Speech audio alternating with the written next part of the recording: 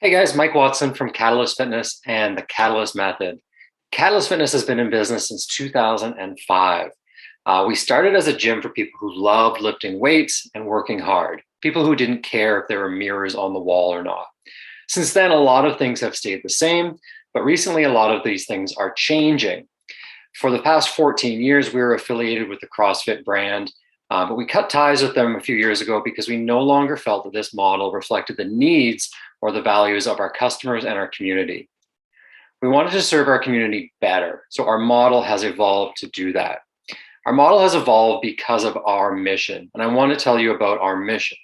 Our goal at Catalyst is to improve the health and wellness of at least 10% of our city's population through exercise and nutrition. For Sault Ste. Marie, where we live, that's about 7,000 to 7,500 people. It's a very lofty goal, but it's one that helps us remember our why. Whenever we make changes to our programming, to our scheduling, to our social media messaging, we do so with our mission in mind. If our mission and those things don't align, we don't do it. Our recent evolution is based on our mission statement. We were changing people's lives and helping them to achieve their wildest fitness goals, but we knew we could do it better.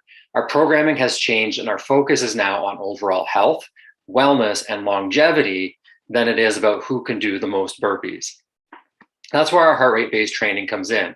When you're doing HIIT, high intensity interval training, or mixed modal intensity training, such as CrossFit, you approach workouts with the mentality of competing every day. You're competing against the clock, you're competing against your personal best, or you're competing against your gym bestie. Training this way works for a lot of people until it doesn't. It's a great way to burn out. It sometimes can lead to injuries, and it can certainly make us really good at doing things hard, but not really metabolically flexible and able to do a lot of things well. We wanted to change that. We wanted to develop more well-rounded athletes by training them like athletes. We call all of our customers, all of our clients, an athlete. Okay, they're just navigating real life. And this is where our 80-20 rule comes into play. So with heart rate based training, we want to look at things in terms of 80% train and 20% compete. If you look at any other athlete, a runner, a wrestler, a football player, a soccer player, etc., they train way more than they compete. So training should be focused on developing a base level of fitness for sport and for life, not just going hard for the sake of going hard. We know that most of life's activities are going to happen in zone 1 or 2 and 4 and 5. Okay, so easy things that are a little bit have a little bit of exertion to them, and really hard things like running after your kids or chasing your dog or trying to catch a bus are going to be those zone 4, zone 5 activities. Our training is now focused more on improving metabolic flexibility. So I mentioned this now twice. Metabolic flexibility is a person's ability to effectively metabolize energy in all heart rate zones or intensities. So getting really good at metabolizing fat and then delaying the changeover to when we have to metabolize carbohydrate. So basically making us as the most efficient fat burning and fuel burning furnace that we can, so that we are good in all levels of fitness. Okay, and that's going to lead us to having more longevity. It's going to have us better at doing a lot of things. And it's going to have us feeling and looking really, really good as well. People who train by always going all out tend to have a really hard time doing the same activities at a lower heart rate zone. The tendency is for that heart rate to skyrocket or us to just go hard, hard, hard. Those who go long and slow all the time tend to be the opposite. They tend to be really bad at going too hard. So training based on heart rate can help you learn a lot about how your body works and what your needs are. This week, I want you to try something out. Right now at Catalyst, we ask our clients to think of their training in terms of blocks. A block is roughly 20 to 30 minutes of effort with an intensity focus. So 4 to 6 blocks of our week are going to be in zone 2. So that's about 2 to 3 hours of exercise per week as a minimum. Clients are encouraged to add on if they can. There's tons of fat loss and longevity bonuses here in zone 2. 2 to 3 blocks are in zone 4 or 5. So going hard, recovering, going hard, recovering. And then 2 or 3 blocks are strength-based. We still want you lifting weights. We still want you doing the things that are going to make you strong, bonus points here for larger compound movements like squats, deadlifts, pushing, pulling, and carrying, okay? In a previous video, I taught you how to estimate your max heart rate. So we took the number 180, minus our age or subtracted our age, and then we divided by 0.7. Okay, so for me, a 43-year-old, that's going to give me a theoretical max heart rate of 196 beats per minute. 180 on its own, 180, sorry, minus your age on its own. So for me, 180 minus 43 is going to give me 137 beats per minute.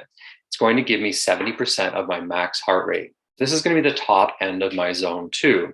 So if I only focus on one number when I do my zone 2 training, it would be that I don't go above 137 beats per minute.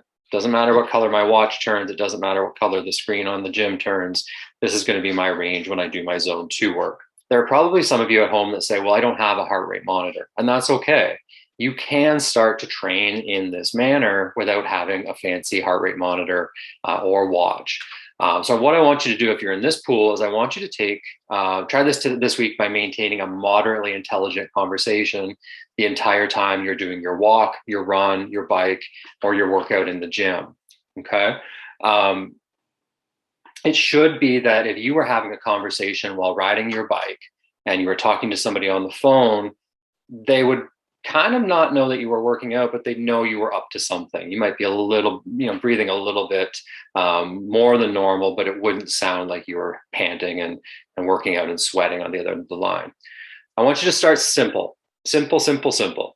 Adding speed and complexity to movements will make it much harder to stay in the lower heart rate zones.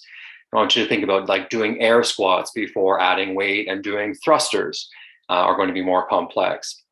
I want you to demonstrate proficiency in really light things like kettlebell swings before you go and pick up that heavy one, okay? We want to become aerobically good at doing many activities before we start to add weight and complexity. It will feel very, very, very slow for some of you, and that's okay.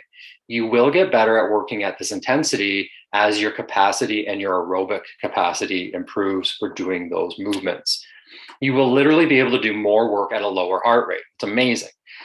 For your zone 4 and 5 work, if you don't have a heart rate monitor, I want you to work at an intensity that does the opposite of zone 2.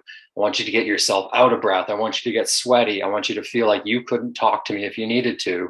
And I want you to do that for like 30 seconds to 2 minutes. Once you've gone all out or close to all out, I want you to recover back to that conversational pace, resting, completely recovered, coherent conversations again, and then I want you to repeat that several times, okay? In a future episode, I'll show you how to modify your current programming. So no matter where your gym is or what programming you're following, you can modify programming like this or like yours to fit this type of model, okay? So I'll show you that in a future episode. I'll show you how to modify your training so that you can use it in your gym. For now, I want you to listen to your heart. I want you to pay attention to what it tells you. What makes your heart rate go up? What makes your heart rate come back down? And I want you to be really curious about why it tells you the things that it does. Those are the questions we want to answer at the Catalyst Method.